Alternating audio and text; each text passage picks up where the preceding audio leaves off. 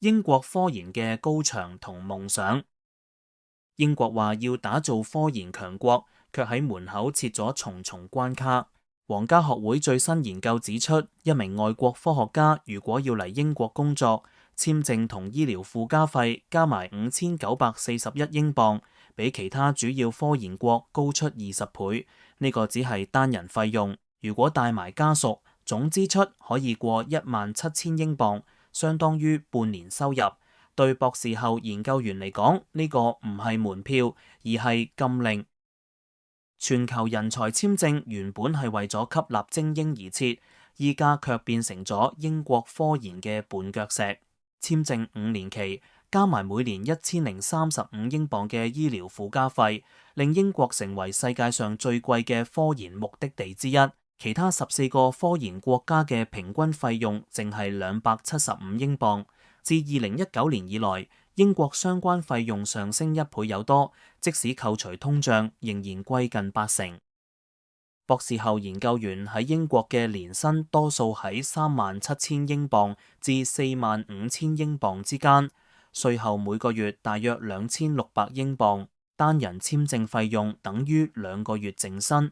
如果攜妻帶子，足夠抵半年生活開支，呢個係對理想嘅懲罰。好多年輕學者啱啱完成博士學位，未積蓄，卻要先為簽證淘盡積蓄。政府話要吸引全球人才，卻喺入境之前先把佢哋嚇退。醫療附加費叫做公平貢獻，其實係雙重徵稅。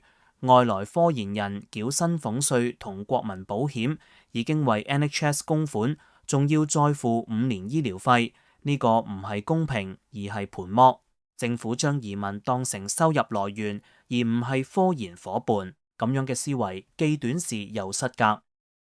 皇家學會會長史密夫講得好直接，英國嘅科研聲譽再好，都抵唔住行政同成本嘅阻力。全球正爭奪 AI 同生命科學人才，英國卻設咗最貴嘅門檻，結果就係優才改投其他國，科研實力日漸流失，人才唔缺，缺嘅係理智嘅政策。諷刺嘅係，政府今年先撥咗5400萬英鎊招攬世界級科學家，俾佢哋支付研究同搬遷費。如果真係仲裁，點解要先築高牆再花錢拆？呢種左右互搏，正係英國官僚政治嘅寫照。口號開放，行動封閉，其他國放寬簽證，英國卻喺價格上逆行。高等教育係英國少數仲有優勢嘅產業。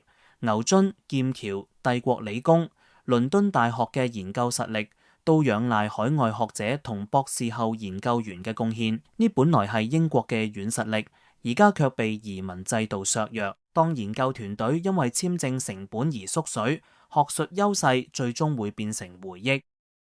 簽證問題唔係孤例，學生簽證費用2852英鎊，係澳洲嘅4倍，瑞士嘅3倍。技術工作簽證最高達12451英鎊，比美國 H1B 貴80%。英國以前以制度透明、環境友善聞名，而家變成咗成本陷阱。呢個唔係改革嘅錯，而係政客嘅短視。今日英國將移民當敵人，將人才問題當成政治表演，為咗討好民粹，犧牲未來。既要科研強國，又怕外來之人；既講全球英國，又築孤島之牆，結果就係兩頭落空，既留唔住人，又留唔住志。呢個唔係國策，係自廢長城。真正嘅強國唔係靠口號，而係靠制度同文化。當年牛頓、達爾文、霍金嘅成就，來自思想自由同制度開放。依家科學家如果要喺簽證表格同付款系統之間奔波，嗰股自由探索嘅精神已經被官僚埋葬。當一個國家要博士後研究員付出2個月薪水，淨係為咗踏入門檻，嗰扇門早已關上。如果你中意呢條影片，請按讚同訂閱胡思動明頻道。下次再見。